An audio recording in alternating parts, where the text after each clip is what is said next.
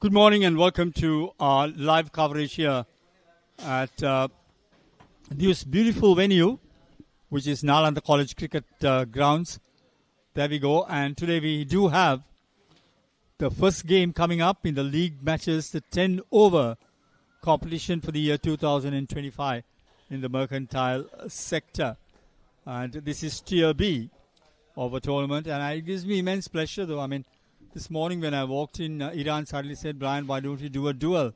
And I said, "My God, it'll be a pleasure doing it with you, mate, because you're a good commentator." So welcome along, Iran. Very good morning, Brian Thomas. Really excited to be a part of you in the Combox.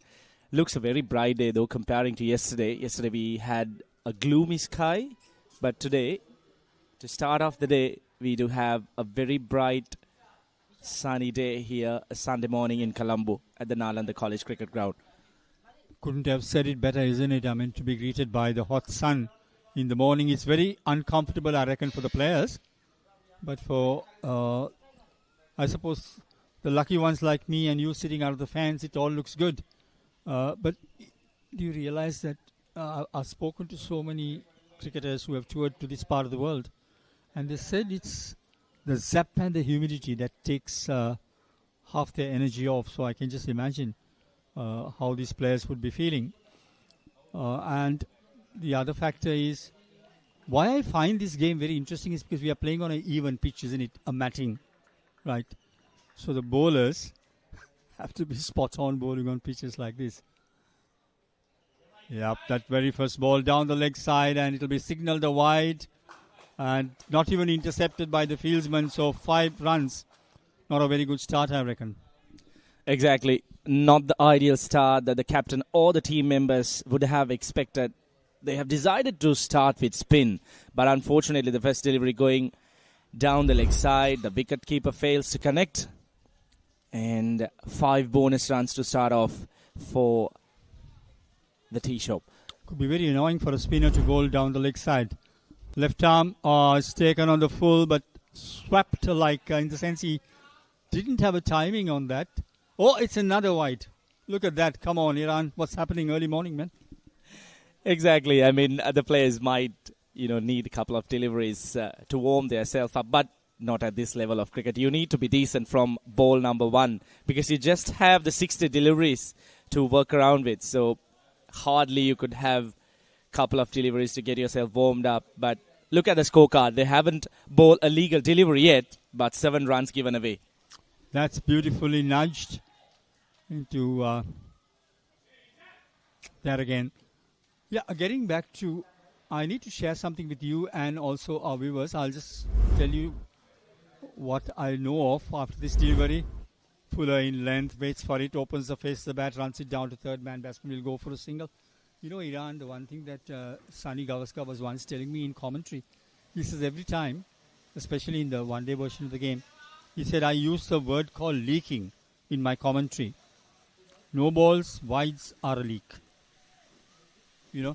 Absolutely. You shouldn't be leaking runs in this level of cricket. And, Brian, I just figured out, after the 3 deliveries that were bowled, I just feel the wicketkeeper is not confident about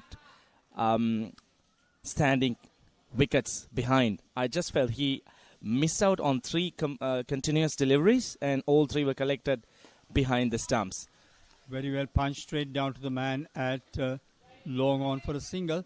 Yep, and I think he'll do himself a favor and the team a favor by standing, I think, deeper down, isn't it? Wickets is important. I'm not saying no, Iran, but basic factor is stopping the runs, no? Absolutely. That has been beautifully cut down to the third man reach, and that will run away to the boundary. That's the first boundary of the day for the recovery team. Very well played by Sadil Vinjaya. This has been a brilliant start. After 5 deliveries, they are 13 without loss. Beautifully executed. Waited for it and then played it late. Now that's the secret behind it. You wait for the ball and you play it late. That shows the hallmark of a good batter. I hope I'm not talking too much for the sake of this player. I will come back to what I need to add just after we take the commencement of the first over.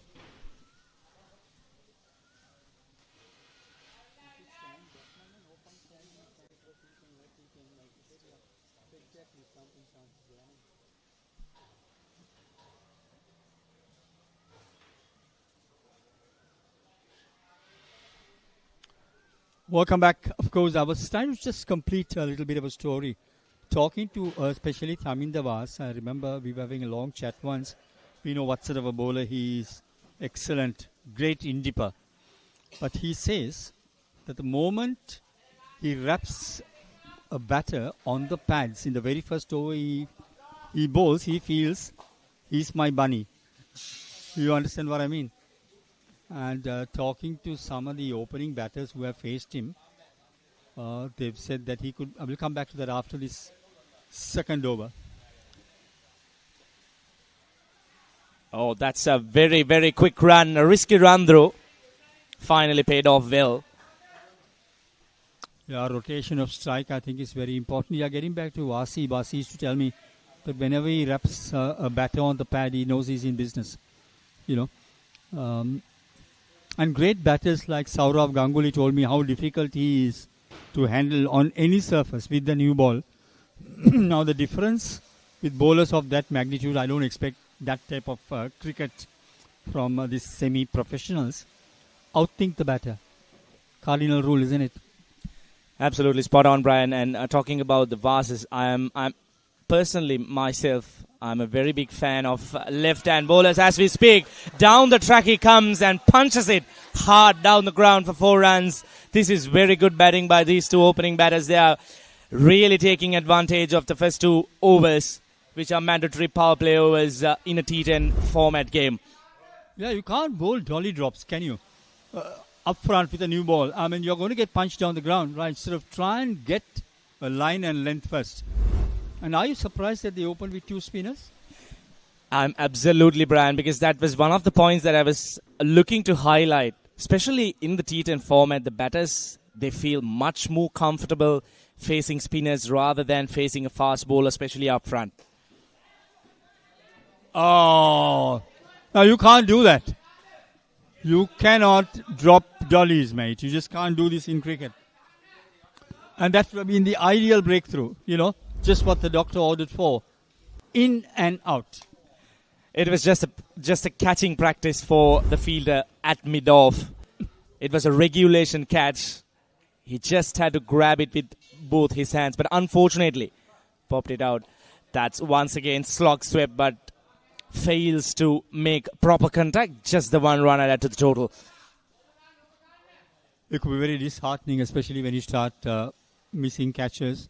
I love to sort of compose this commentary alongside some of the experiences I had in the international arena after this delivery. Swing and a miss. I was used to that sort of vocabulary yesterday, especially I think the last game. Iran, you remember? Absolutely. I mean, at this level of cricket, you could definitely expect that. Yeah. And with these two opening batters, the intentions are very, very clear. That has been pulled down to the long on area. Really couldn't get a hang of it. That completes over number 2. The recovery 22 for the loss of no wickets.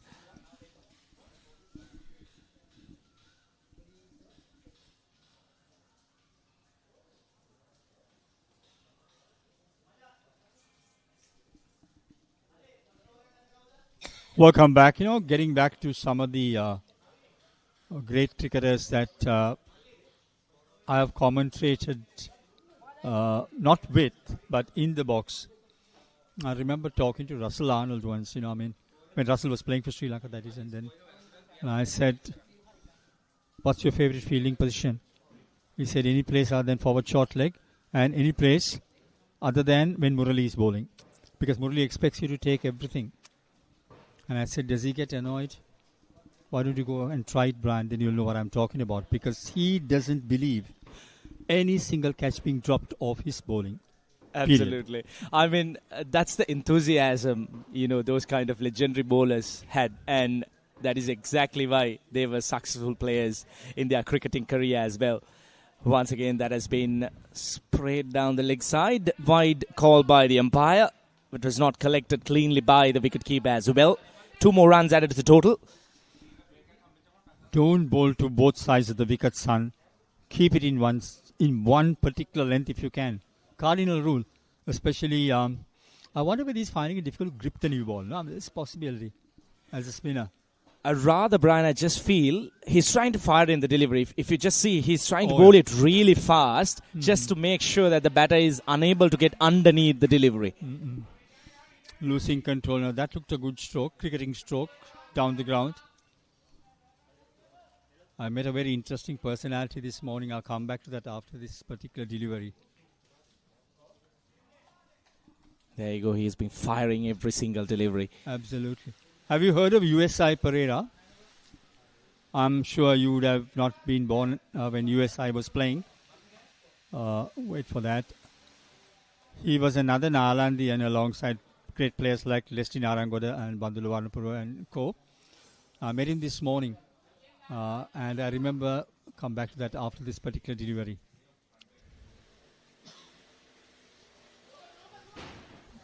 Once again, missed by the wicket keeper. It's not really good work behind the wickets by signal by the umpire. And he was telling me, I remember when he played as an off spinner for Nomads, and I was playing Donovan Andrew at that time because I was straight from school. And USI was basically telling me he was playing under D.H. De Silva. I'll come back to that after this delivery as we watch it. Cut away beautifully, but the connection not the best. Yeah, and he was playing under D.S. De Silva's elder brother, the famous D.H. De Silva. Now, D.S. was in the same team. D.S. used to bowl the leg spin, and USI used to bowl off spin. And he was once telling me after this delivery, takes the outside edge. Nope. Doesn't make contact, and that's the end of the over. We'll come back to that interesting story after we take a break from the over. Let's talk.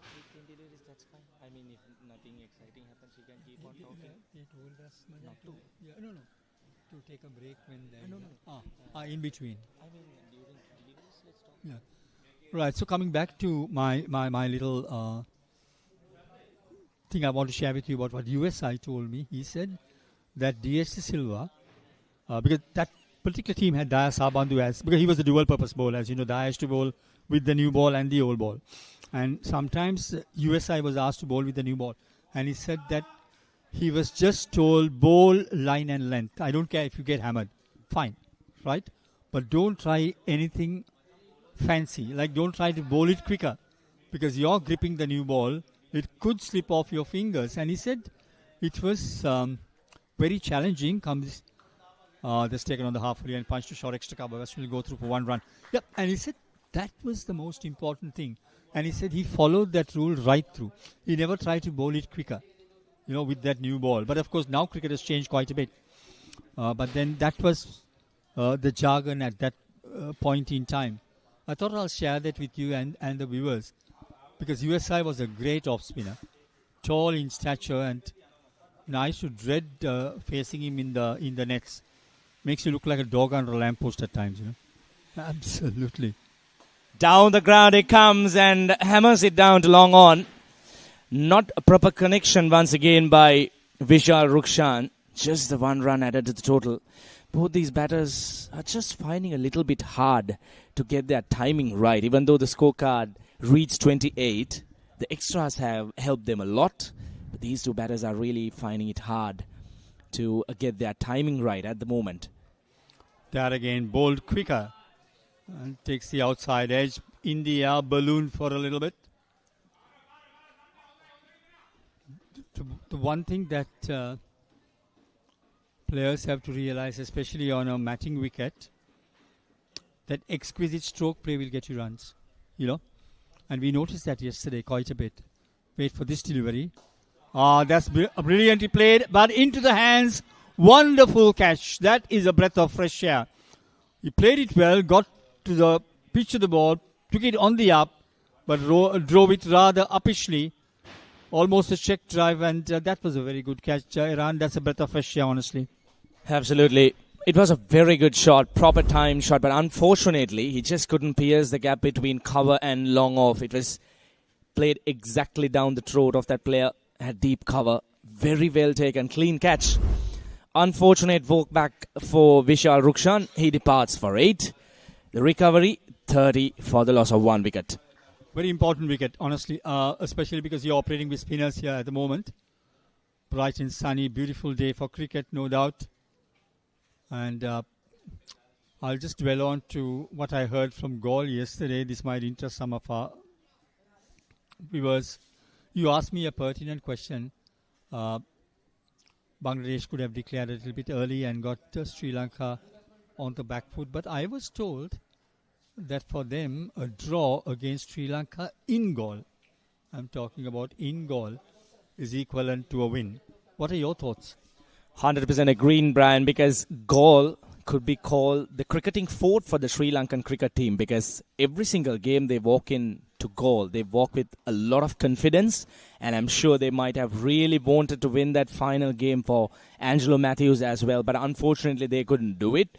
But I just was looking at one of the press conference that Angelo Matthews sat last evening. He was telling that there was a conversation between Mushfiqur Rahim and Angelo Matthews while they were batting out. So Mushfiqur had asked Matthews to go after the bowling. Why don't you try and win this for yourself? But Matthews had replied in a very sarcastic way, say, Mushi, I've been playing with you since 19 years old, and I know what are your tactics. So we need to draw this game. We aren't going to go after your bowlers.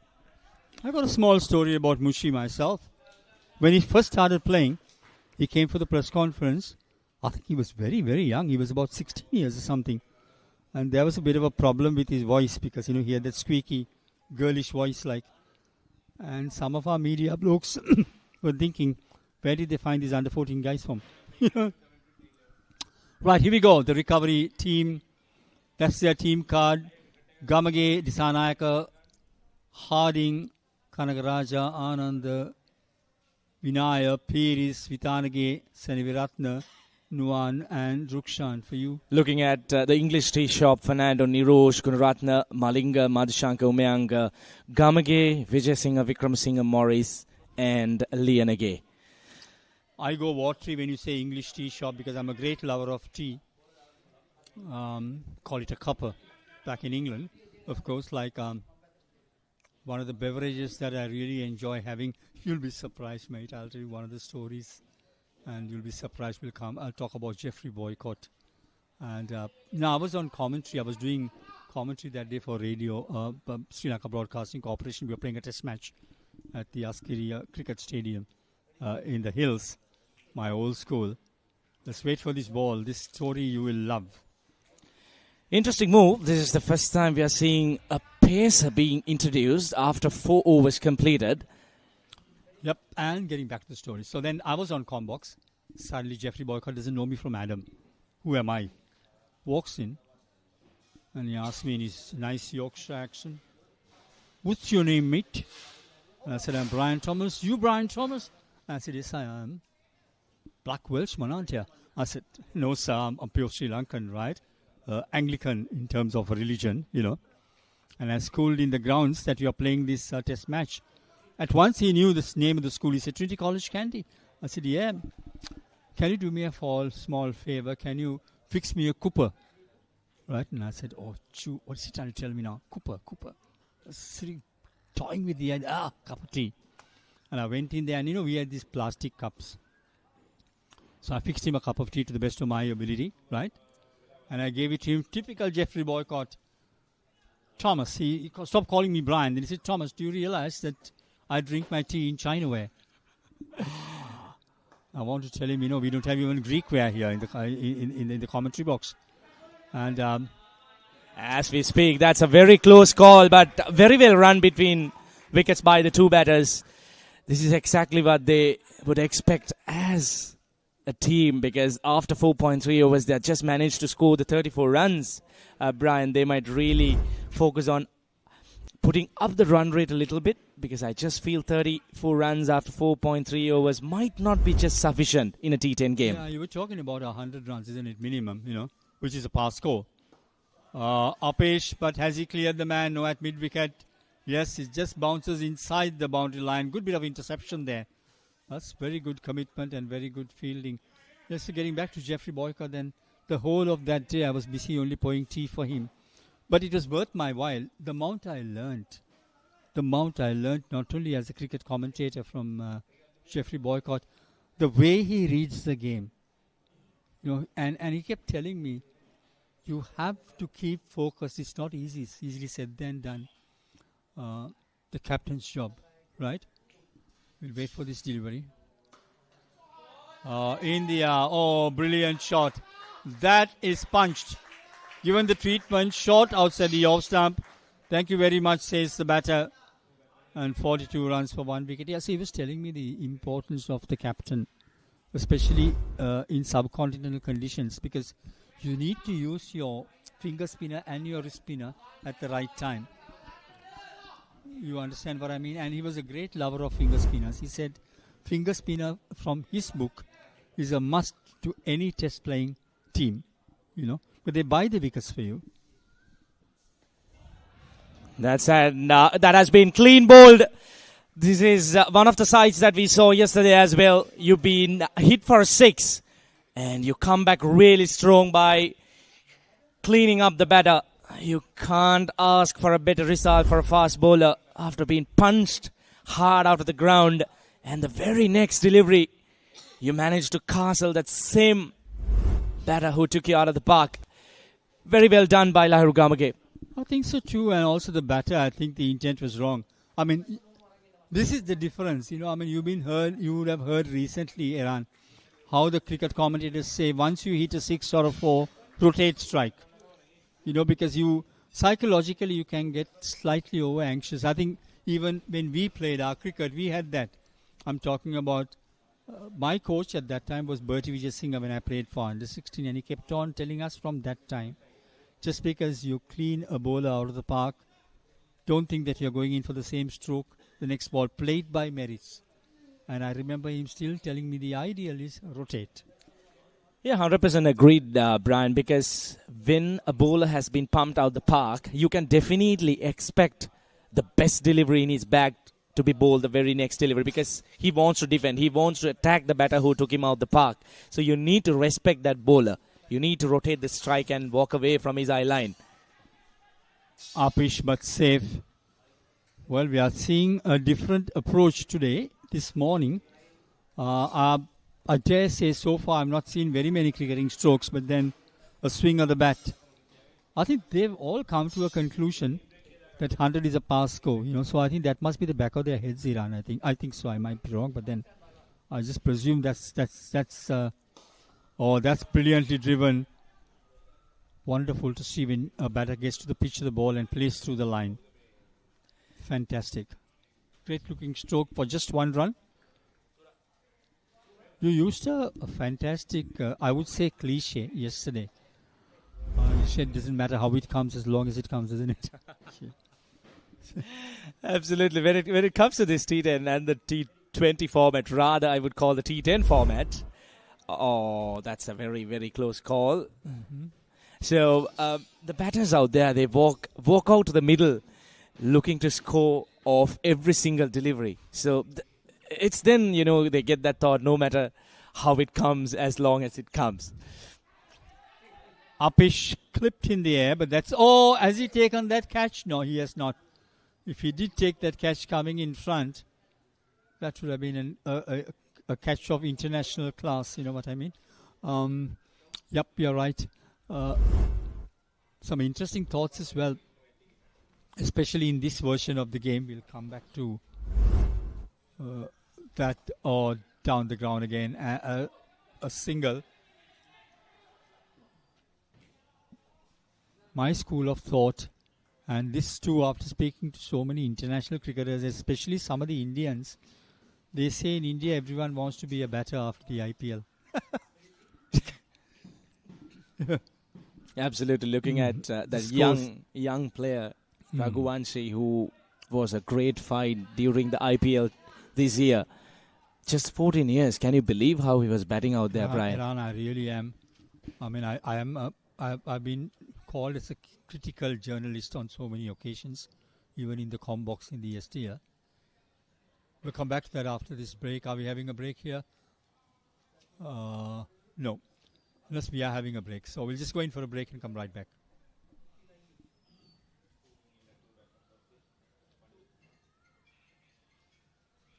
We are into over number 7, eh? Right, we are into over number 7 here. Getting back to what I told you. I could have been pretty critical, but then let me tell you something. Over in India, he's 14 years old, and why I'm being critical is he'll be a very good one-day player or a white ball cricketer. But my concern is, can he get into the red ball format? Because the type of strokes you execute, Iran is so different, isn't it? This is why the famous Arjun Ranatunga was very concerned about T20 cricket, because he kept on telling me when I was in the media and as a commentator that it does ruin the young man's technique. What are your thoughts? Yeah, absolutely. Spot on, Brian, because looking at how he was batting, looking at his batting position, he obviously clears his front leg while going for those big shots. As we just speak, that is a brilliant shot over extra cover, down to the boundary for 4 runs. Beautifully executed by Janit. Pitched it outside the off stump and gets the treatment that it was deserved. That takes the total up to 51 for the recovery team. Quick look at that shot again, Brian. Absolutely. See how he gets into position. This is what I call a good cricketing stroke. Getting into position, playing the bowling by his merits. Let's watch him. I mean, the stroke he played makes me watch him yet again with blue eyes. Right arm, medium pace. Yet again. Oh, thumped. Absolutely thumped. You bowl there, I'll take you to the cleaners. Something told me watch him again. That's because I think of my immense experience watching some of the great cricketers I've watched during my international commentary career. There are times, you see where he took it from outside the leg stump, but the way his feet were planted, he was just able to hike it to mid-wicket. Well, I hope I'm not putting the boy into trouble, because I think there's a thing called commentator's curse here. I hope both of us are not going to harm this kid. But then look, he suddenly is bringing the team into a different platform. It's 57 for 2, and we are into over number 7. You were spot on, Brian. I just thought that your immense experience might have definitely given you that thought that, oh boy, this player has something in him. He has some good stroke making as well. Yes, sometimes, people talk so much about this 14-year-old kid you're talking about in the IPL. I mean, Sangha identified him very early, I was told. Come back to that after this delivery. He should have actually put that ball away, and the wicketkeeper himself made an ash of it. Stumping opportunity.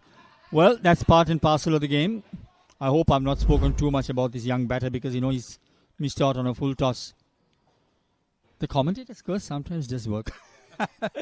Agreed on that, because I remember a couple of matches that I was commentating about a month or so ago. We were praising a couple of batsmen, and the very next delivery, they are getting out. Were you with Ricky at the moment? Yeah, I think yes. Yeah, Ricky loves it. Ricky loves praising batsmen, and I remember, I think I told him at somewhere on a radio commentary, I said, Ricky, have mercy on the batter. He said, why, Brian? I said, look, now he can make an ash of it.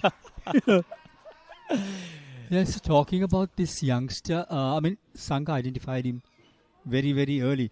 But read through the line what Sangha said. Sangha said he's a great batter, but he never said he's a great stroke maker. Yep.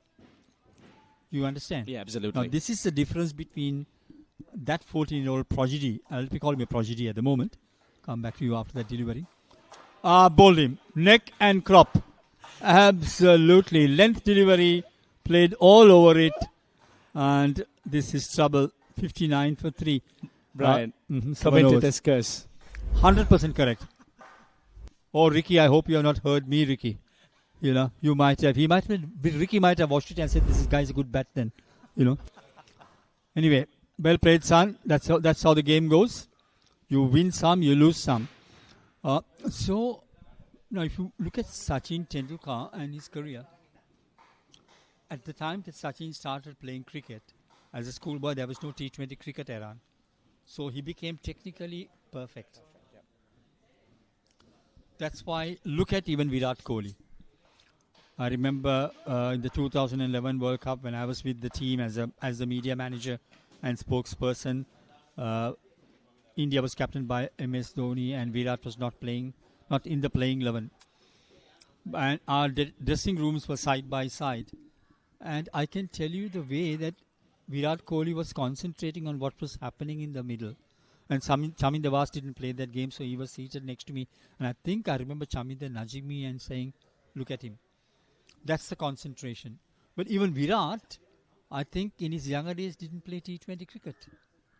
Absolutely, because in the cricketing world, you hardly get those special talents. You get them once in a while. So looking at Virat Kohli bat, no matter whether it's Test, One Days or the T20s, he just keeps batting the same way. Even when it comes to T20, he believes in technique rather than just whacking the ball out the park. He maintains that level of technique. That's the speciality I see in Virat Kohli. I'm going to say something to you, Iran. I don't know, even if you disagree with me, please do say it, because this is a very interesting conversation. How do you compare, if someone were to ask me, in my little knowledge, not as a great cricketer, but as a commentator, how do you compare Sachin Tendulkar to Virat Kohli? I'll tell you something. I feel Sachin Tendulkar, like Aravinda De Silva and Mahela Jayawardene, we'll come back to that after this delivery. That's swept, but then there is cover at deep fine leg. Sachin Tendulkar, Aravinda De Silva, and Mahela Jayawardene, in my books, are born cricketers. It's in their blood. And that type of talent is like no one can be a Sanat Jayasuriya. Come on, mate. You have to have something in you, right? You need that inborn talent to punch the bowling the way that people like Adam Gilchrist, Adam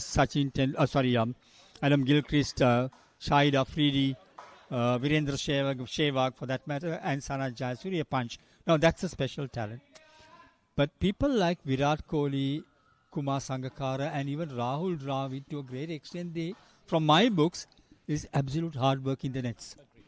Do you think what I'm saying makes sense to you? Absolutely. Let's see the Let's watch him take that catch. Oh, look. He's butterfingered that. That's what you call a knock-on. You know? Absolutely. That was once again a dolly. He should have definitely grabbed it. The second catch going down of the innings. This cannot be accepted in this level of cricket once again. When they have added some extra pressure by grabbing a wicket of that previous batter, they should have done better.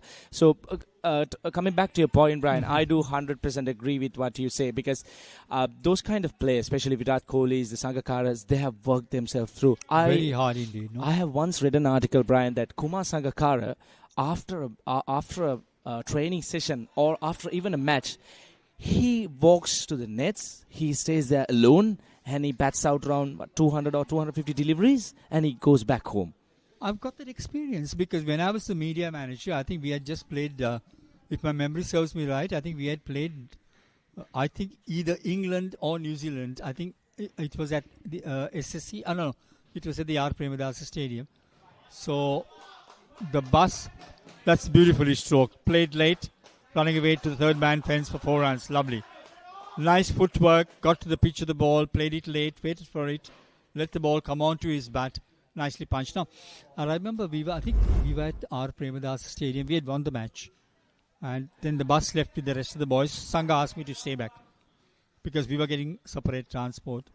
And then I remember Dilshan looking at me and saying, all the best, media manager. I knew what was going to happen because he was going to get throwdowns, man. God, I can tell you, I went to the nets. I felt sorry for those net bowlers. He was getting throwdowns and got throwdowns and the bowlers to bowl at him. He also used the bowling machine to face some deliveries. That's what you call determination and hard work, isn't it?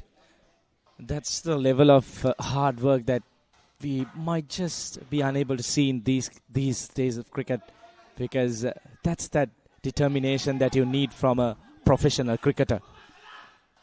That's a close call. Oh, missed by the wicketkeeper.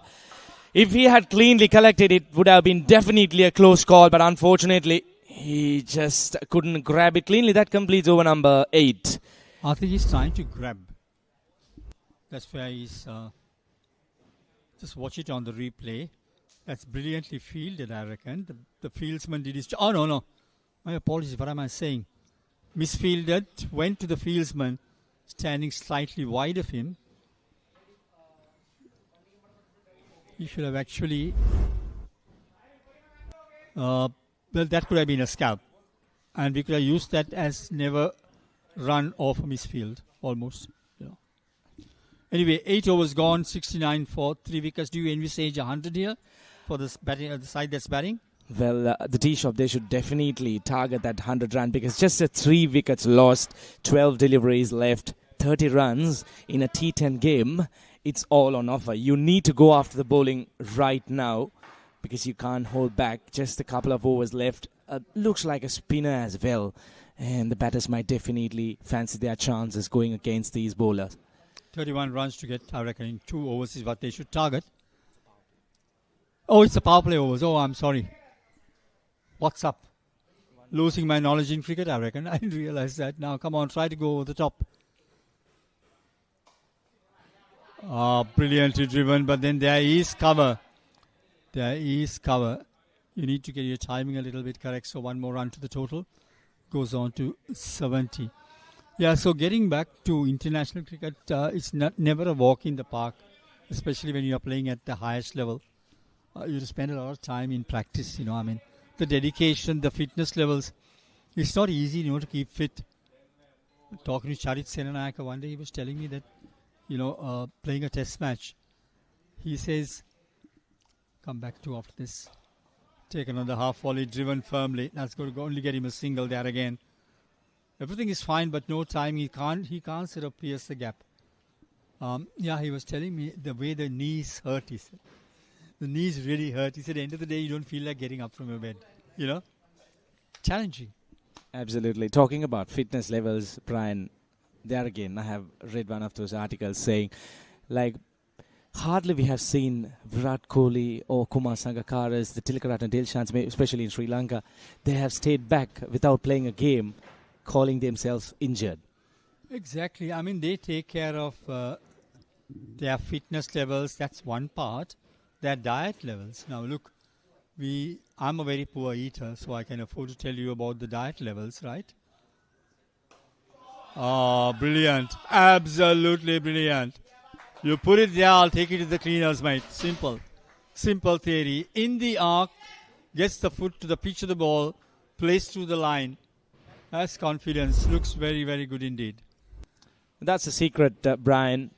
Getting the foot in the line of the ball and just hitting through the line. I have heard this quote a lot. Hit through the line. Absolutely. And that's what he exactly did.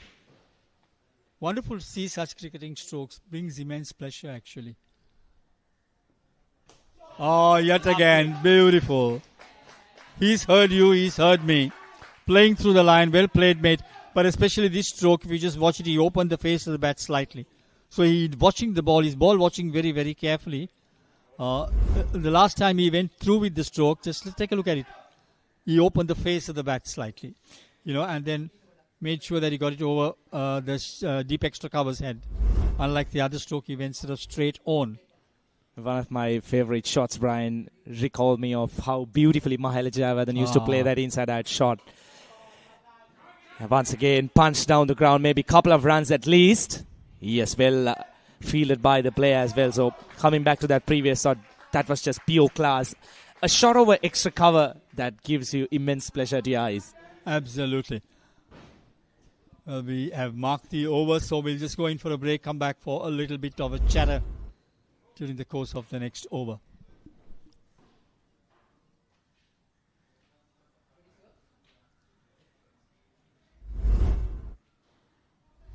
Yeah, welcome back.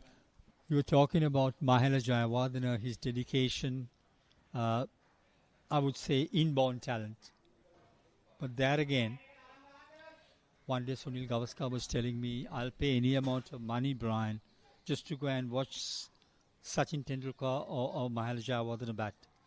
But the difference is, Mahela Jayawardene, I mean, this is according to some of the experts. I'm no one to judge a classy, world-class player of that magnitude.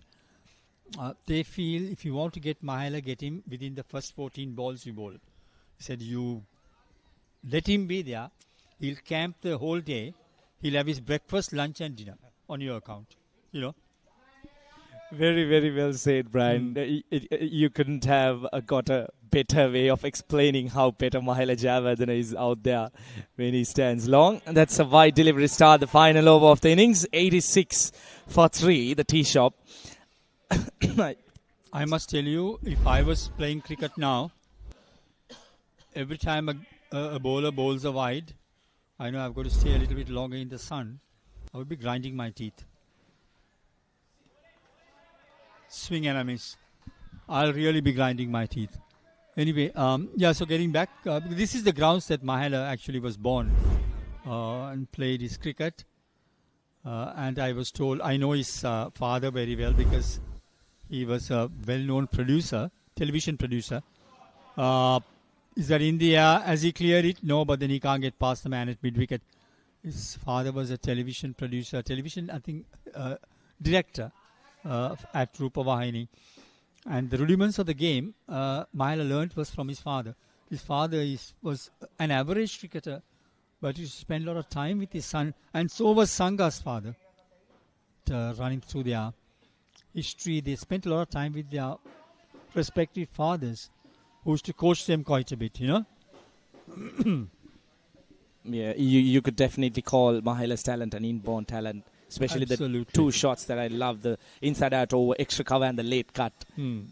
As we speak, that has been punched down the ground. Should be a single. This has been a very decent over, Brian. 3 deliveries already done. Just 3 runs considered.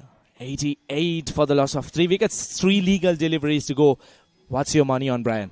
I'm pardon me saying this, I doubt them getting to 100 in all honesty. But they can. I think 95 too could be a pass goal. Let's hope so.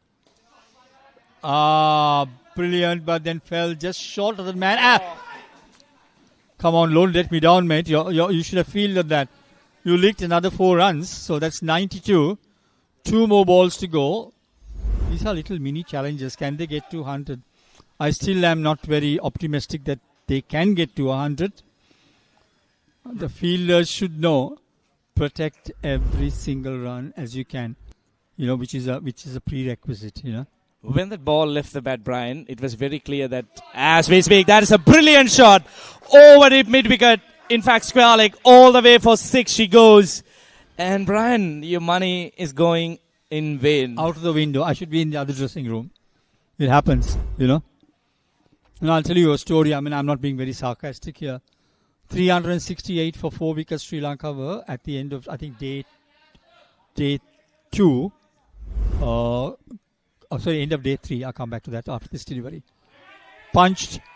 And as he got to 100, no, that's a misfield, a middle muddle. And I think I'm wrong. I think Iran, you got it spot on. They got to 100. So please don't listen to me. It's like listening to me trying to predict the weather. 100 for 3. Well played. 101 being the target. Yeah. Before we sort of take a bit of a breather. Yeah. Now I was sort of talking to you about the prowess of Mahela Jayawardene. I mean, his timing was, a lot of people say, one of the best they've seen in world cricket. Small in stature, but absolutely composed. Back live from Nalanda College. It has been a very good effort by the T-Shop team. Sandro Gamage unbeaten on 19. Saveru Pires unbeaten on 22 of 9 deliveries. Exactly 100 runs post. This is a very good total, I would say, Brian. Absolutely. We'll take a short break, take a breather, have some water. We're going to have the highlight package. Yeah, lovely skyline. Look at the scorecard here. And let's talk through that. We've seen some very impressive stroke play, especially by the tail end batter. I'm sorry, the last 2 batters. 22 by Savin Pires and 19 Sandro Gamage. And at the top of the order, well, we got a player who got 20 and another 18. 100 for 3, I think, is still competitive. 13 extras. Yeah, exactly. Brian, a quick look at the bowling card as well. Nothing much to read through, though. Ramesh, Lahiru and Gihan just managing to grab 1 wicket each. But look at that 4th wicket partnership. The 3rd wicket was down at 59 and 41 runs added for the last wicket. That was the key difference that got the team up to 100 runs. Right, we're going for a little break, and as you come back, we're going to have the highlights. I'm so keen in having a little bit of a break here, but let's go through the highlight package. Nice skyline here in Sri Lanka, as you can see it on your screens. Now let's see. Here we go. Yep, bit of nudge here and there. And remember the first over they conceded 7 runs. Remember Iran threw wides. And that was just what the doctor ordered for. When you bowl there, punch down the ground, beautifully executed. When you get loose deliveries, it's easily said then done, but you got to make use of it. That's the most important thing. That's a beautiful stroke. Let's watch this as well. He's been bowled, castled, and that's been slapped square on the offside for one more boundary, and that's the hit of the day for me. He picked it up between the middle and the leg stump, and just punched it away. Nice to watch. Yep. That's a stroke that I always cherish. Wait for the ball, let it come onto the bat, and then play it late, through the gap. That's good ball watching. Yes, exciting 100 runs, 101 being the target. And as we watch the last few peltings, and that was the misfield, which I was very annoyed. And look at this 6. This is where I gave up predicting. I tell you what. Right, so we'll take a short break. As we come back, recovery made 100 for 3, 101 being the target. Stay tuned for more cricket.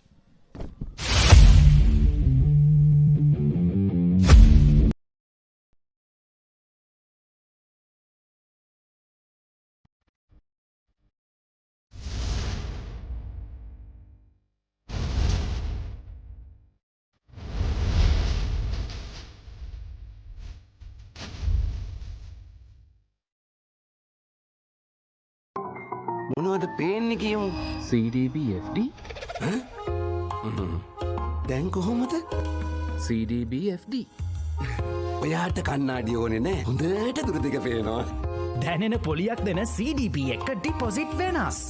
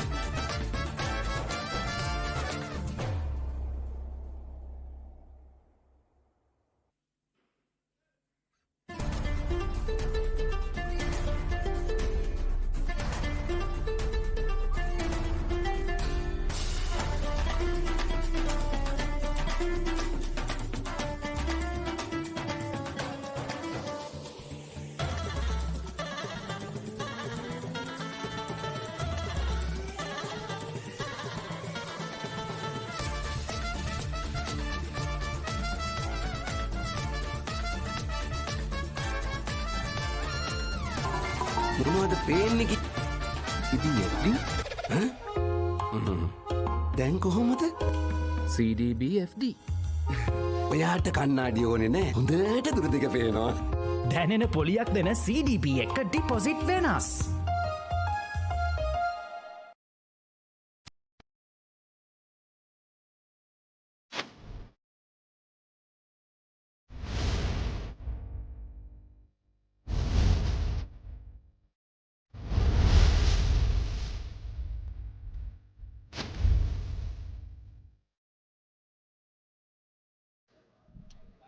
Welcome back. Yes, 101 being the target. Where do you put your money on Iran from here?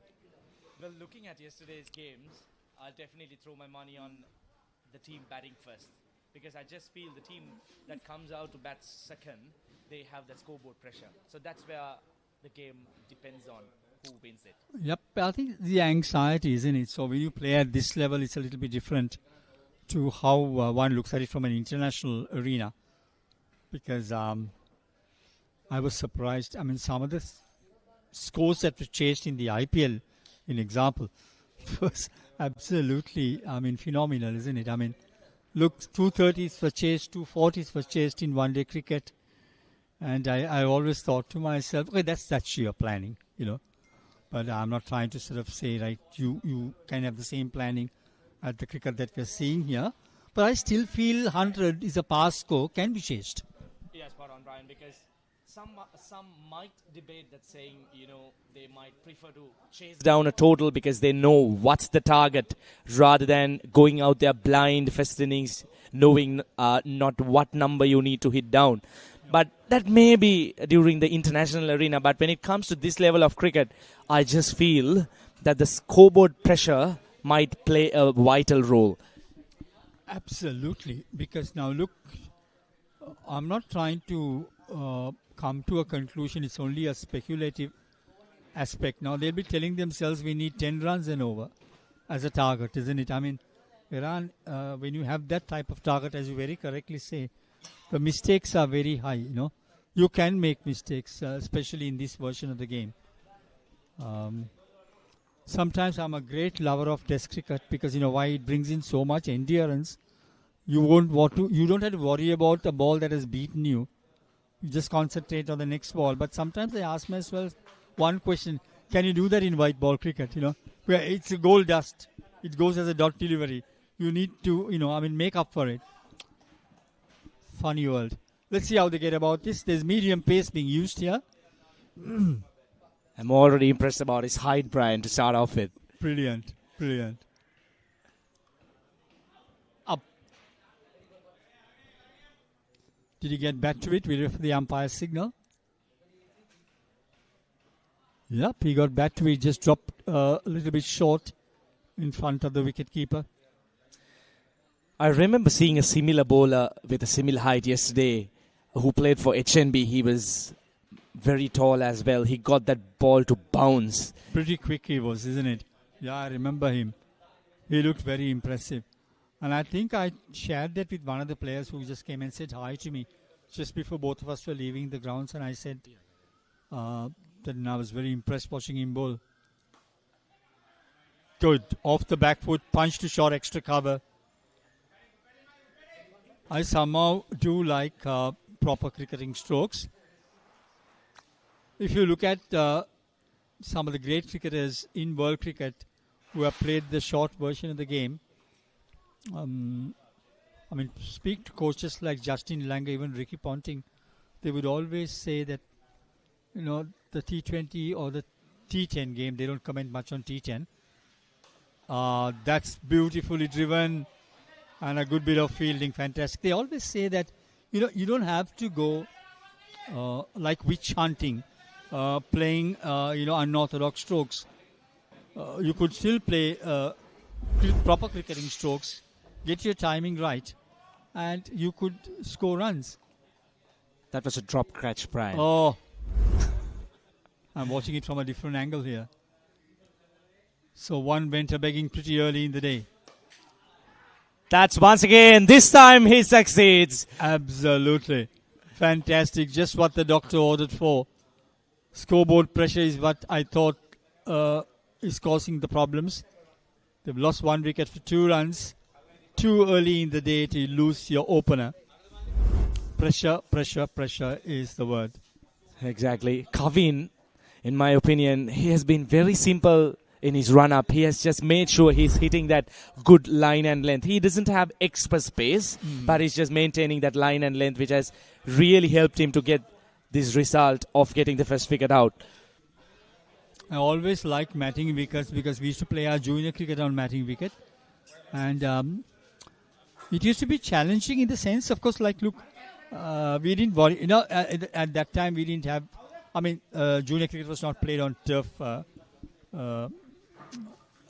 wickets, so we didn't have to worry about reading the wicket or anything. We know exactly what's happening. The good old days. But the only thing we should be a little bit concerned about any tearings of the matting.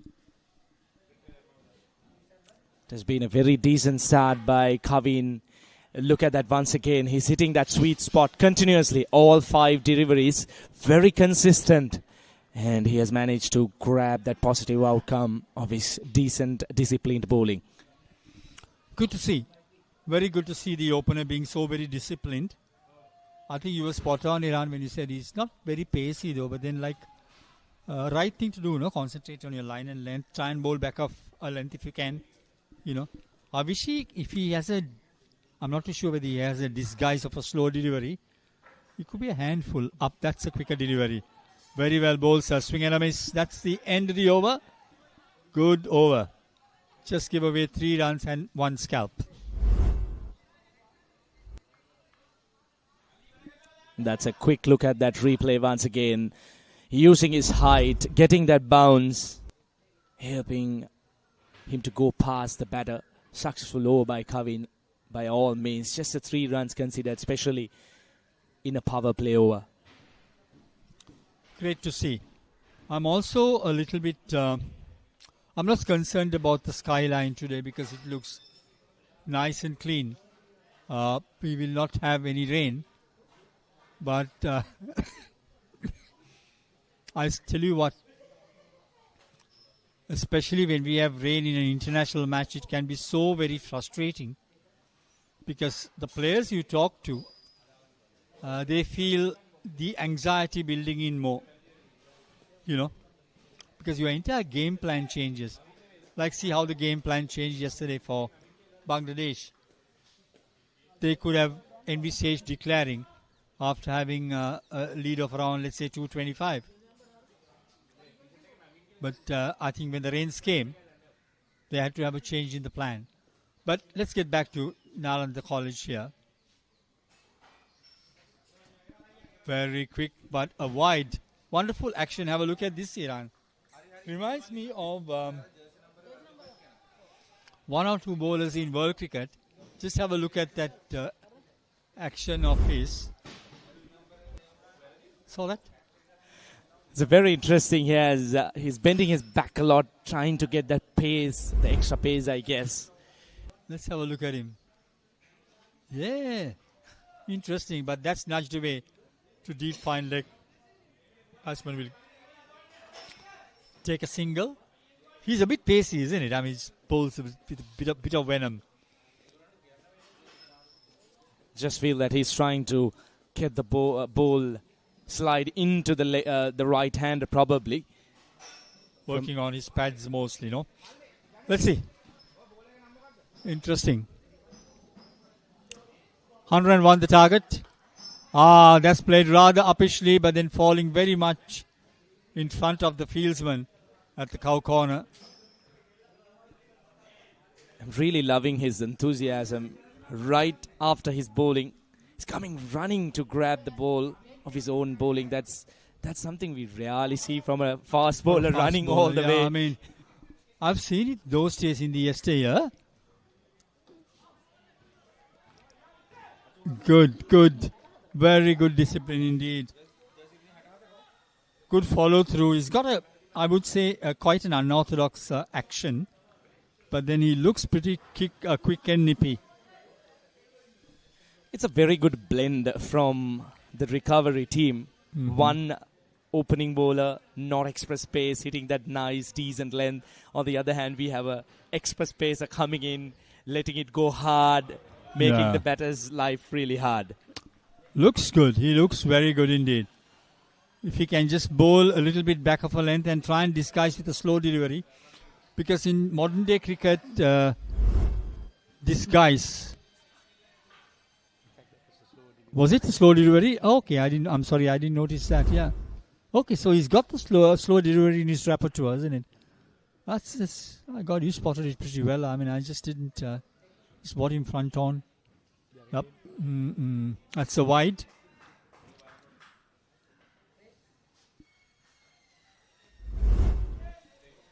This has been a very good start from the recovery team.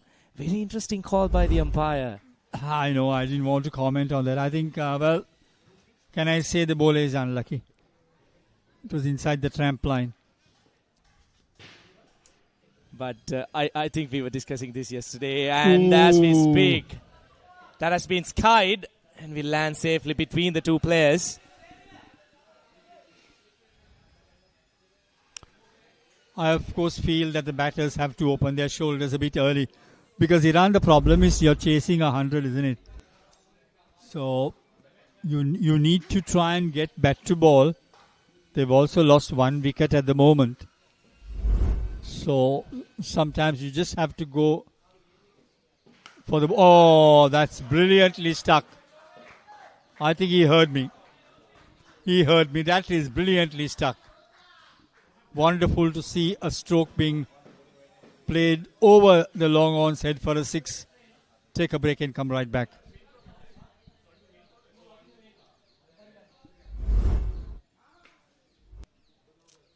Here's a quick look at that shot.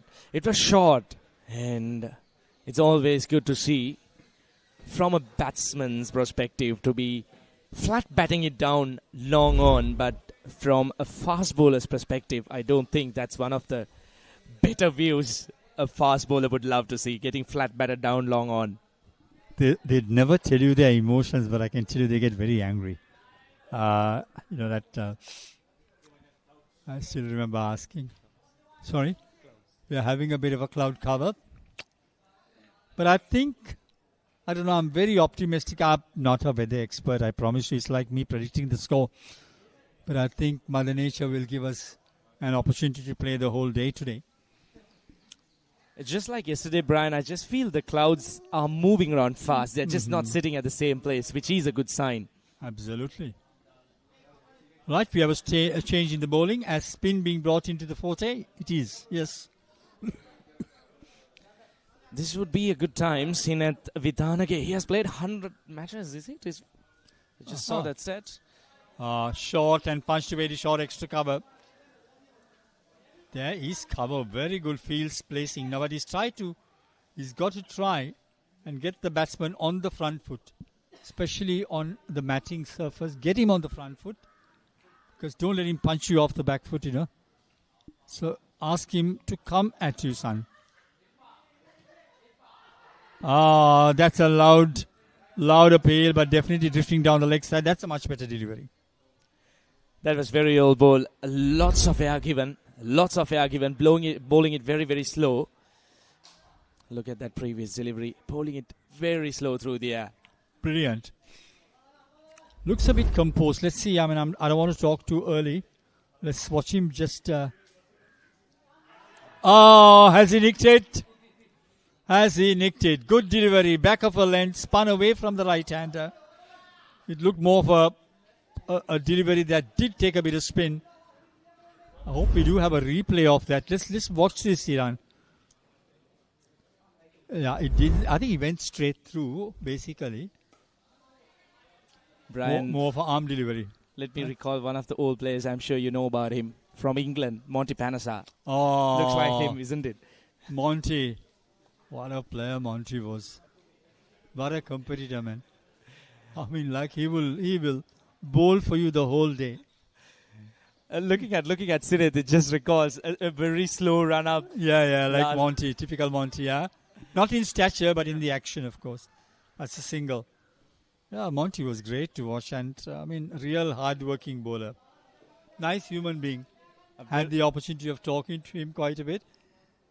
And then one day I just asked him, can you bowl the whole day if given the opportunity, Brian? Why not? Beautiful. This is beautiful. Absolute beautiful bowling, Brian. Yep. Yes. Yeah, you said that he's played about 100 T10 games, no? Statistics, in total, yeah. So he's no mug in the park, in other words, as we call it now in cricketing terminology. So that does mark the end of the over. 19 for 1. Your guess is good as mine. Can they get to the target? Wait and see.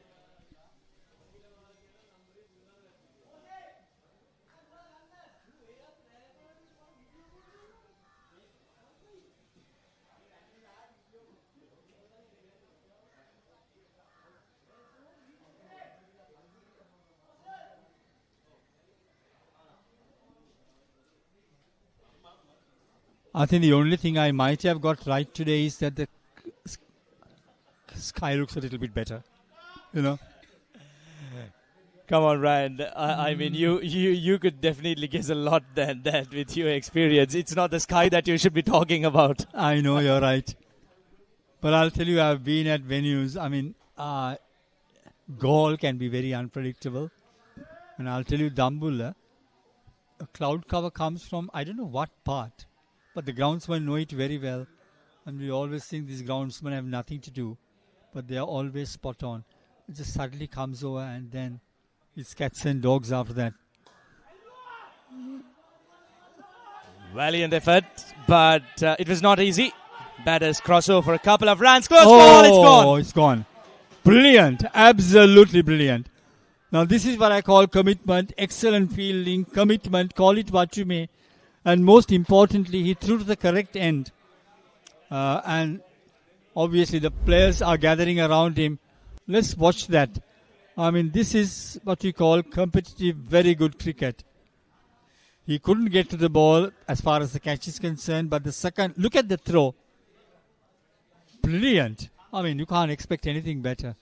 Absolutely. You can definitely call it proper game awareness. He was clearly aware of which end he should be throwing the ball. Absolutely. And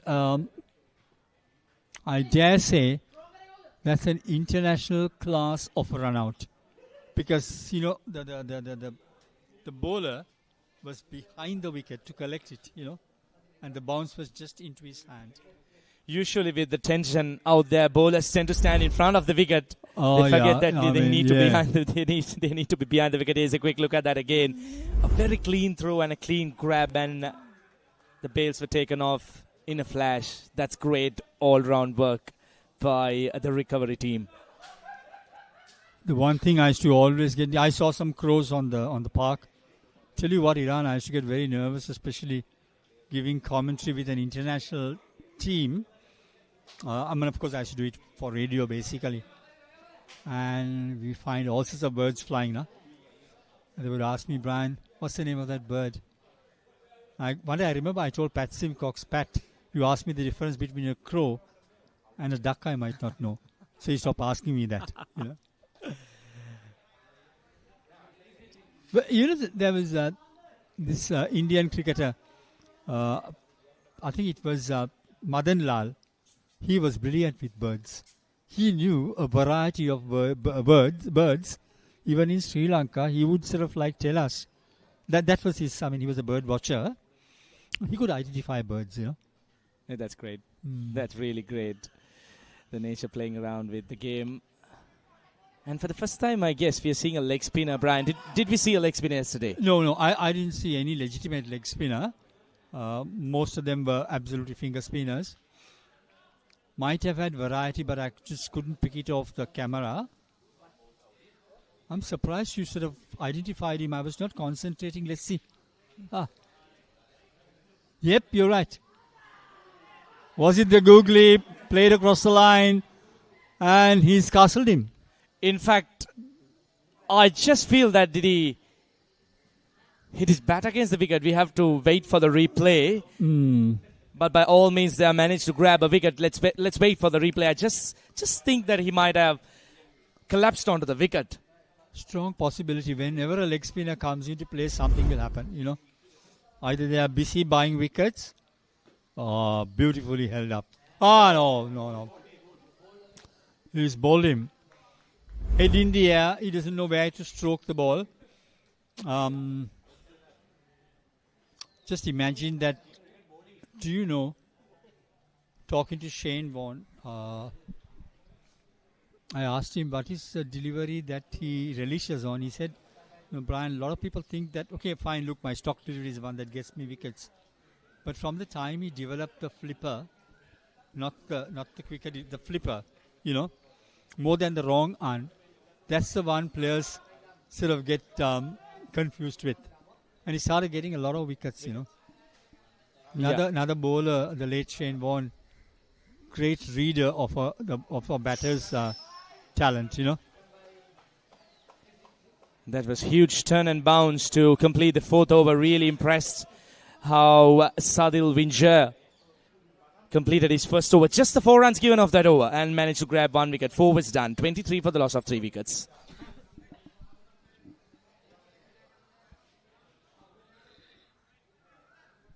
There we go. 78 needed from 36. I don't want to ask you that question, Iran, straight away because I know you're not an astrologer and you're like me. I mean, both of us, we don't fall into the predictor's machine. So we of course, 78 for 3. Yeah, I mean, you must have heard of Abdul Qadir, the Pakistani leg spinner. Now here, let's wait for this wonderful bowler we've seen so far. Monty Panasai, as he punched down the ground. That'll get him a couple of runs. Down to the cow corner. Good bit of fielding there. In a muddle though, both fielders, but then they managed to get the ball and send it back to the bowler. But 2 more runs, so 25. So talking about Abdul Qadir, who was a great exponent of the googly. I remember speaking to Arjuna once. Let's go after this delivery.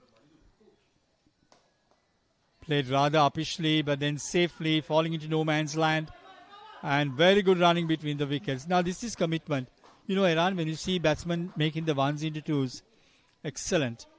So talking to Arjuna said that he would have preferred facing Warney because he felt that Warney was... I mean, you're expecting the wrong one from Warney. But like, you know, he used to say, I'm sure, like, look, Warney might even sometimes... The body language... oh, that's a brilliant shot. But, oh no. Into the hands, into the breadbasket, and you drop it.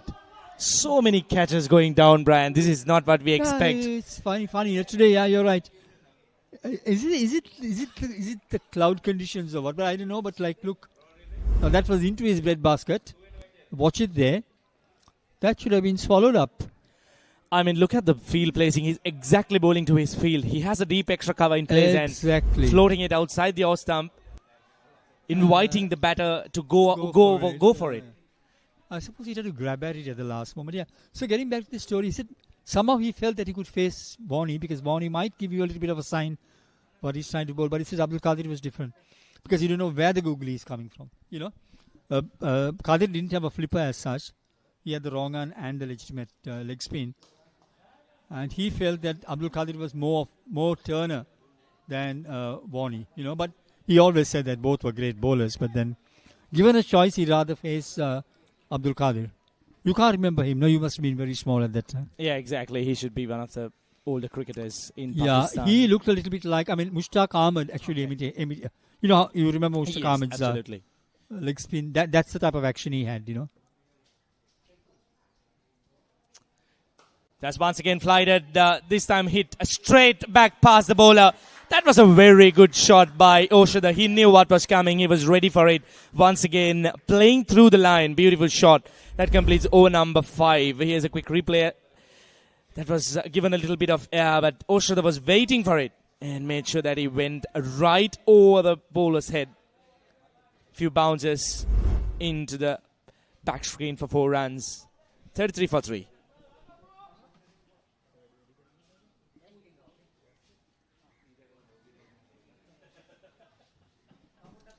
"68 runs required of 30 deliveries." Once again, talking about the format of the game, this is very, very gettable. Looking at the skies, Brian, I'm just a little bit worried. I know. I don't blame you for it either. Because it looks a little bit murky, a little bit dark.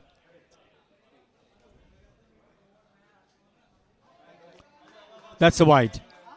Absolute wide. I've got a lovely story about my good friend and your good friend Ricky Sims and his not predictability. I'll come back to that after this particular delivery. On the back foot, punched. No, Ricky was having a very long day at the CCC in another T20 tournament of this magnitude. Very, very long day. Poor guy had to do it with, I think, just one co-commentator because I was only anchoring.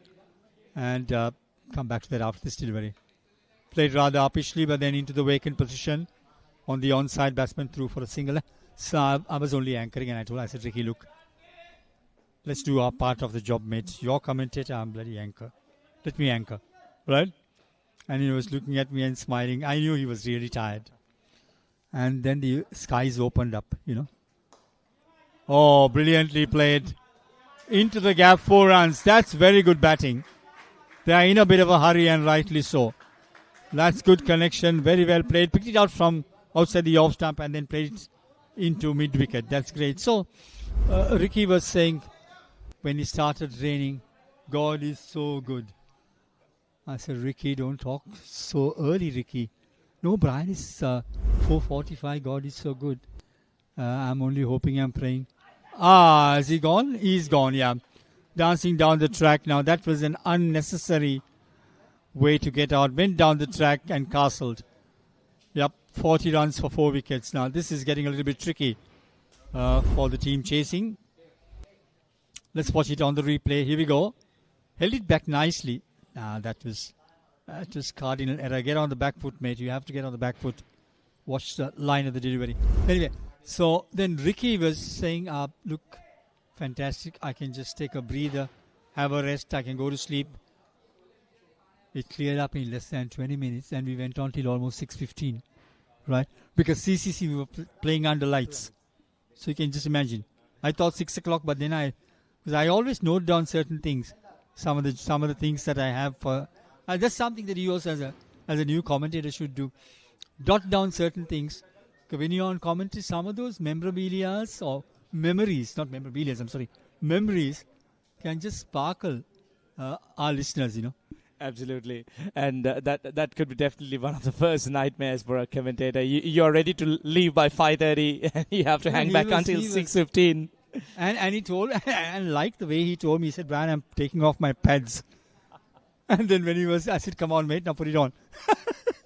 Because it cleared in a jiff, That shot and flat batted beautifully over long on. That's a lovely shot.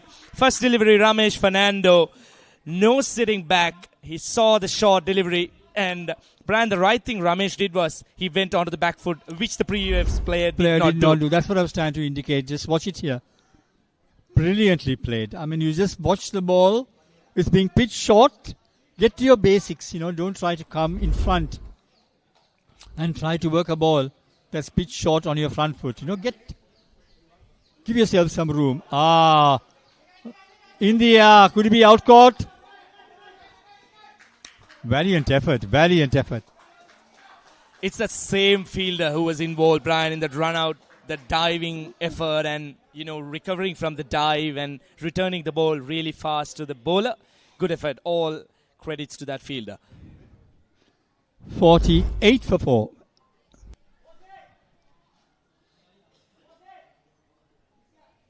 Brilliant effort from the fielder. And look at that recovery. Quickly picking up the ball. Sharp arms. Right back at the bowler. That's a great level of commitment. I always tell myself, when we were young, and we were in the park, I don't know, I'm talking about my playing days, did we have this type of commitment? I dare say no. I dare say yes, because we didn't have this amount of commitment because we used to play, I remember club cricket was 2 days in the STA, and we didn't have the shorter format of the version during, I'm talking about the early 70s.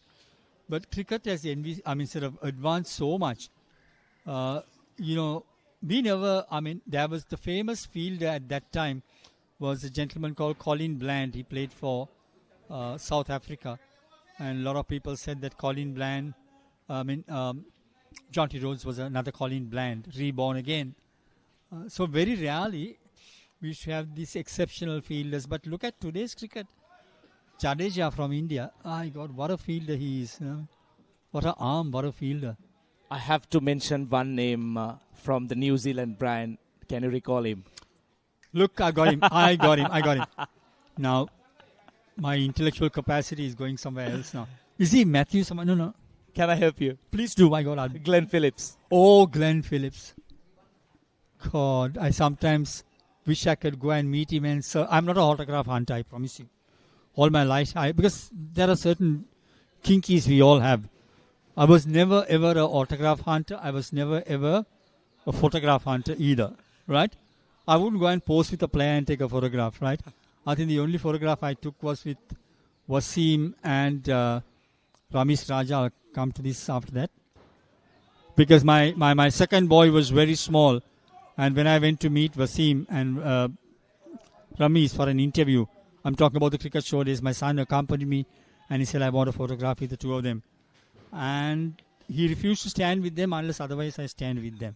So that happened at the Taj Samudra. But I'm talking about Glenn Phillips. I would love to get his autograph. I promise you. Purely because of his catching. Absolutely. And the photographers, in fact, they have, as we speak, that has been outside edged down to third man, and that will run away for 4 runs. Welcome boundary for the tee shop team. Ramesh Fernando moves on to 12. 48 runs required of 21 deliveries. Gettable. But then take the risk, go after it, yeah. So getting into Glenn, he also was exceptional, isn't he? Oh my God. He flies around the park. Yeah, he does, man. Those are wonderful people to see on the park. Like, look, you can come just to watch him field, you know. Has he nicked it? Excitement, obviously. I did read another article about Glenn Phillips saying that he does 200 push-ups a day. I don't know how true that is, but I saw that he had acknowledged it. I tell you what, to get to be so fit, you must be doing it. And I'm not calling it an inborn talent. It's an inborn God's gift to have that type of fitness, you know. You ask me to do half a push-up, I can't do now. Right? Nor did I do half a push-up when I wore younger man's clothes, even at your age. But to do 200 push-ups, it's phenomenal, isn't it? But I think that's what international cricket demands for in the current day arena. Coming back to the game, Kavin, the opening bowler that we were talking about, he's generating a bit of pace in his second spell, especially the previous delivery. That's a wicket. That is a wicket. Very well taken. Now, that's what the bowler expects from the fielder. You need to sometimes back your bowlers up. Now, look, 53 runs for the loss of 5 wickets, I reckon. Beautifully grabbed. Now, look at that. That's a very good catch. Excellent awareness. Let's have a look at that. So it's 53 for the loss of 4 wickets. We're into over number 7. And I guess the tee shop, are they going nowhere with that wicket? What do you reckon, Eran? I just feel they're falling apart with 5 wickets gone. Ramesh Fernando, he looked a bit stable, 12 out of 6 deliveries. But Kavin coming back strong. He was that player that caught our eye in the very first over. But during his second spell, Brian, he's throwing out a lot of pace.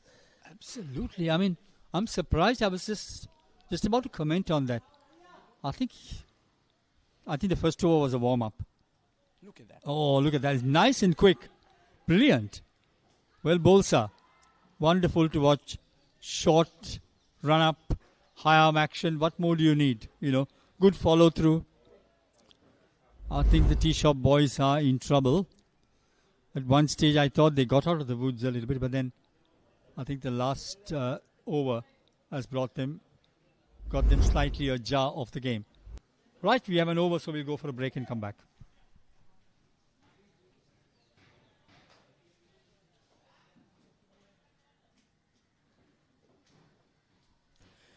.48 runs required of 18 deliveries. In fact, 3 legal overs left. 16 runs required per over. Looks like it's going to be the same result as yesterday, Brian, unless other than we have another Dasun Janaka walks out to finish up the game fast in 3 overs. Yeah. Good old Dasun Janaka. What a player he was. It's fantastic. When he's in form, he's in form. He blows hot or he blows cold. One of the two. Right, this is going to be the over, Brian. This is going to be the over if they are to get the total. Spot on. You couldn't have said it better, Iran. Excellent, I would say, speculation. Because you have to get major runs in this over. Try to get at least 15 could help. Punched, back out of point. Good field placement. what I've been enjoying is that right throughout the tournament, the bowlers have been bowling to their field, I mean, which is very good to see. Talking about bowling to the field, we can't forget the 2014 T20 World Cup. The final 4 was bowled by the players. As we speak, he has danced down the ground and hammered it right back over the bowler's head all the way for 6 runs. That's what you call a breath of fresh air, honestly. That's what you call a breath of fresh air. When a batter, given the current situation of the game, can just come up, get to the pitch of the ball, play through the line, and then plug you for a 6, that will bring a lot of confidence and a lot of cheer to the dressing room as well. Exactly, Brian. The difference I saw on that shot is he came down the track. The bowler pulled the length a little bit back, but he committed to the shot and he went through it. He did not stop back. That's good thinking. Absolutely good thinking. Because, look, you try to pull back, you can be vulnerable. Go through with a stroke. If you had to be caught at long off, so be it. Nothing. Wise move. Very, very nicely executed. Now, let's see. This ball could be very interesting. He's got to try and bowl a dot ball because he's given away 8 runs already in this over. Oh, that's lucky. Brian, luck favors the brave. I have a quote for you. Luck favors him. 100% correct. We're talking about approximately 15 runs in this over. Already there, almost there. They're almost there, yeah. So I think the bowling side will have to get their thinking cap on as to how they're going to manage the next 2 overs, because this over has leaked quite a bit of runs now. We'll have a look at the score. 7.4 overs gone by. 65 for 5. We were talking about this point yesterday. If you're swinging outside the off stump, make sure you swing hard. Obviously. Very well stated. That's a good delivery. He'll breathe a sigh of relief. He got a dot delivery. And that was very, very vital given the current scenario of the game. 7.5 overs have gone by. And I can tell you, we're talking about, are we coming in for a super over? Well, we definitely love to see one of them. I also love to see one of them, honestly, Iran. That's tugged away into deep mid on for a single. So that's the end of the over. 66 for 5.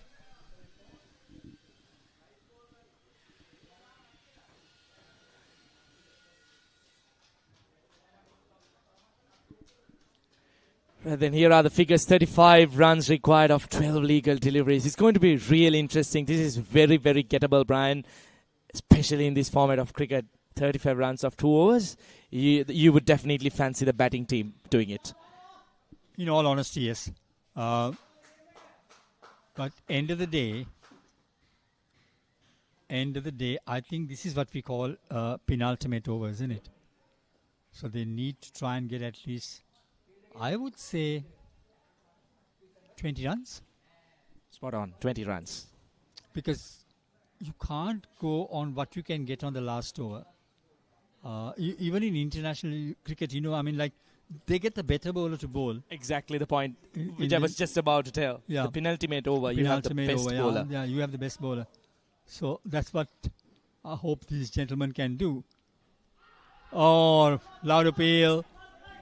Got the outside edge or inside edge. Brilliant effort at the boundary. Absolutely, yeah. That's the commitment.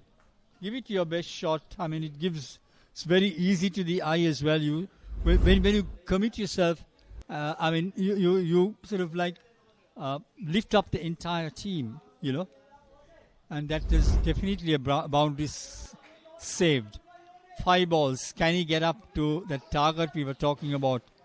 20 runs. Can that be done? Big question. The only hope the tee shop would currently have is Oshada, who's currently batting really well. That's a full toss. That should have been put out the ground. Put away, yeah. Over anxious, over intent. Now I can understand what's going through the mind of the batter. Look, I think he might know it even better than both of us here in the comm box. The urgency that's needed, right? So have a swing at anything that comes your way, but then don't swing blindly. That's what I'm trying to say. There we go again. That's a wide. So he's got to re-bowl that again. He has been batting really well, 26 deliveries. I'm pretty sure he's seeing the ball very well. And he had played some better shots earlier. I just feel he should continue with that momentum rather than trying to swing hard. Exactly. Get to the pitch of the ball, play a cricketing stroke and see whether you can get beat the fielder. Looks a batter who's got some cricket in him. Let's see what happens in this delivery. There again, no timing at all. Good bowling. At Yorker length, he managed to dig it out. And I think, I'll tell you what, I'm going to just put my money on the bowling side, Iran. Because 3 balls, just 4 runs. Well, 70 for 5, which means you need 31 runs basically of 9 deliveries, which could be very tricky, nah? Exactly, Brian. That should be another wide. Oh. Come on, mate. This is not what the doctor ordered for. Get your line, get your length. You're in control. This is where good captaincy matters, you know. Keep talking to your bowler. Relax, mate. We are in control. Just do the basics, you know. Like that. Once again, a dolly dropped. Dolly drop yet again. I mean, I think they're all with sweaty palms, I think. It's been the story of the day, Brian. Exactly, So many catches going down. Yeah, I know. I think it's definitely sweaty palms. You can't afford to drop matches like this when you get close orders to the game next week, I reckon. Swing and a miss. There we go. Guess what, Brian? He's hitting the Yorker length consistently.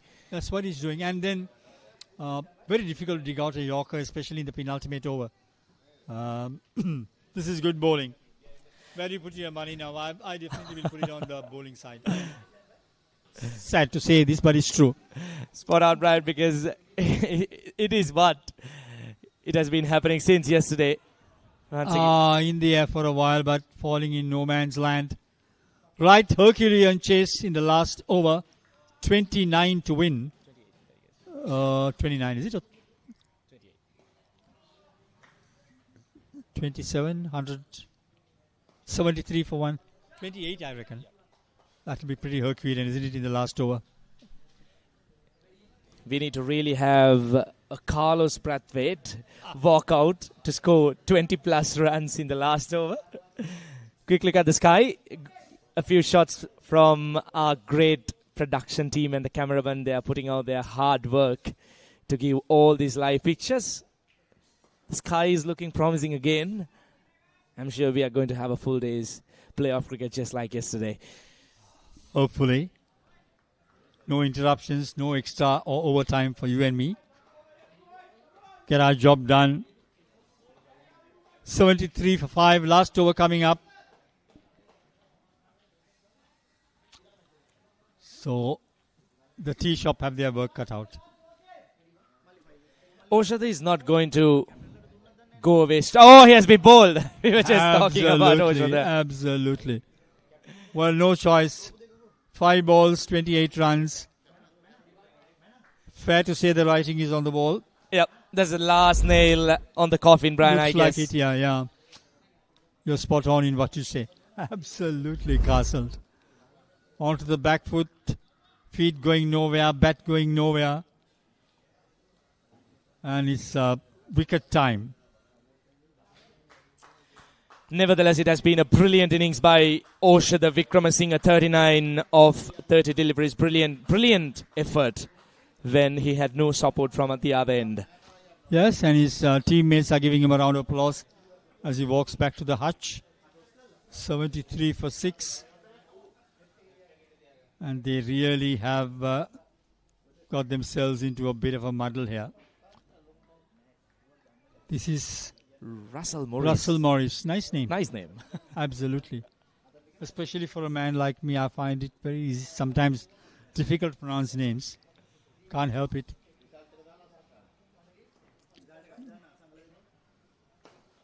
Good stroke. Oh, no. Another dolly dropped. Got to the pitch of the ball. The fielder covers what was happening in the air and bumped off his palm. You can't afford to drop these kind of catches. Yeah, you can't. Brian. I mean, that's what I'm trying to. We have been emphasizing, isn't it? I mean, oh, that's a good stroke. That is wonderful. That's cleared the fence. Too late though. Too late in the day. Yeah, you're right.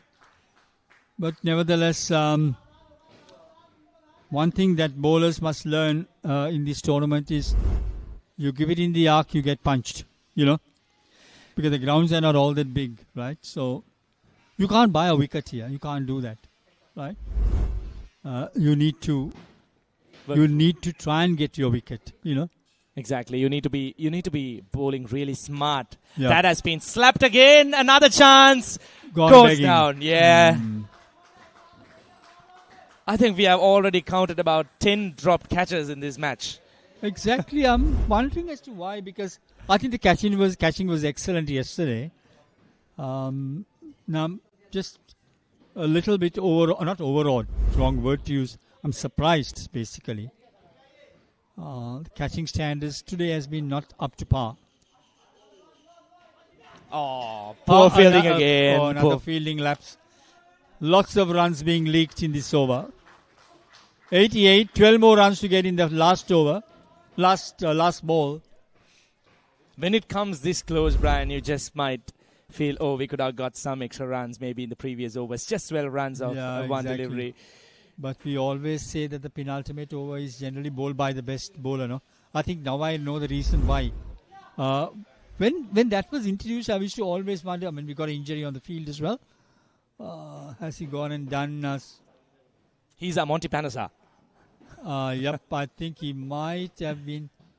Not sure what the injury is. Get the physio out there. Looks like he has rolled over his shoulders, I guess. That could be very painful. Absolutely. And talking about that penultimate over, Brian, he just gave away the 7 runs in the penultimate over. They required 35 of 12 deliveries, just the 7 runs. Honestly, that was the turning point of the match-winning over. I used to always wonder in the yesterday, I mean, why are the commentators talking so much about this thing called penultimate over? And later on, I just put 2 and 2 together and I realized, yes, you get the penultimate over right. Yeah. He has rolled on top of his shoulders, I guess. Yep, sort of like twisted himself. That could be very painful. Very, very painful. I've been through such injuries.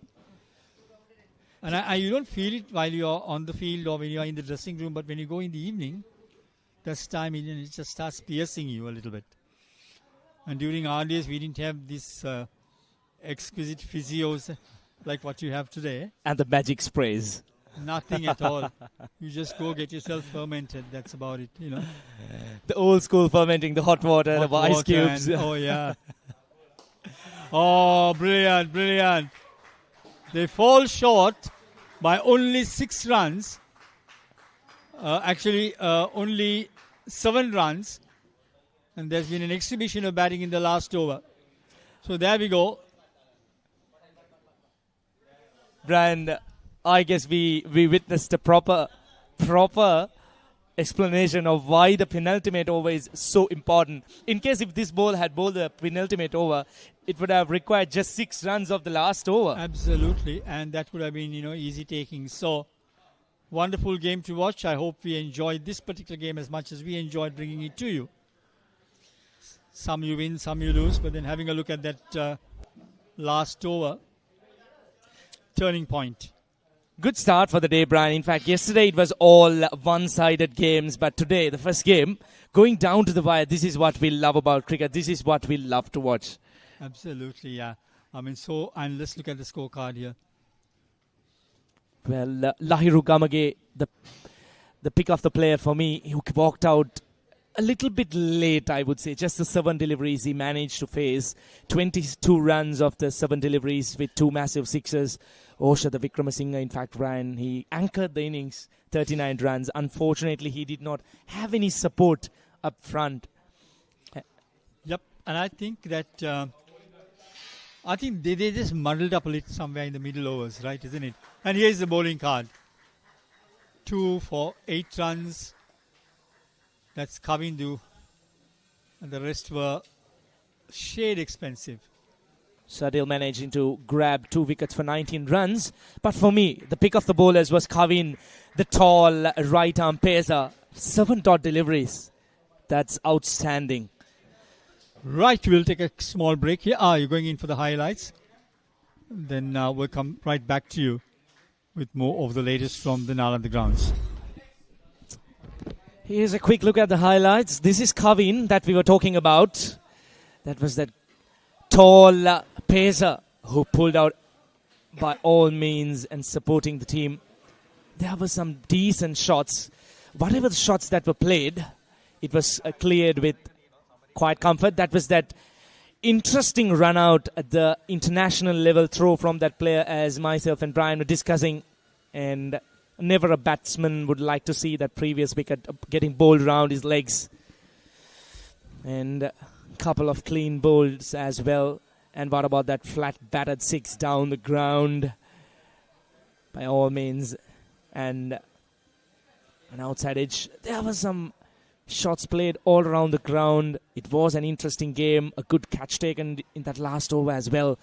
And too late, but good to watch. There were some brilliant shots in that last over. They managed to grab 22 runs, in fact, in that last over. Lovely shots, but unfortunately too late. But in a point of view, in a cricketing point of view, you would definitely love to see those shots. And multiple fielding errors during that innings. And that was this last shot to finish things off. Right, we'll wait for the summary and then run through the scorecard. Here it is. The recovery room versus the English tea shop. Recovery room batting first, 94 runs for the loss. 100 runs for the loss of 3 wickets. Excellent effort by the batters. And English tea shop falling short by basically 7 runs after a match-winning penultimate over being bowled, where the bowler only conceded 7 runs and the last over was expensive. End of the day, the recovery room have won by 6 runs, and all that matters is what is said in the equals column. Well, Iran and I will have a short bit of a break though before we come back for the next match, so stay tuned. Enjoy your day with us.